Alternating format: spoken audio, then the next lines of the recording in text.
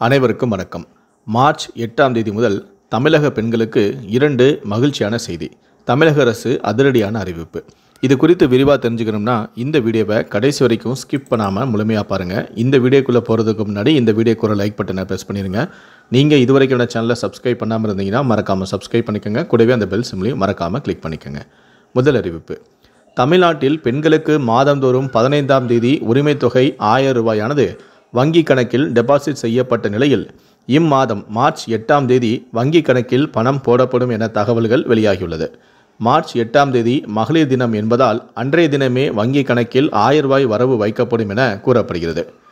இரண்டாவது அறிவிப்பு. சென்னையில் பிங்க் ஆட்டோ திட்டத்தை உலக மகளிர் தினத்தை ஒட்டி வரும் மார்ச் 8ஆம் தேதி முதலமைச்சரான மு.க. ஸ்டாலின் தொடங்கி வைக்க உள்ளதாக சமூக நலத்துறை அதிகாரிகள் தெரிவித்துள்ளனர். பெண்களின் பாதுகாப்புக்காக சென்னையில் இந்த பிங்க் ஆட்டோ திட்டத்தை தமிழக அரசு கொண்டு வந்துள்ளது.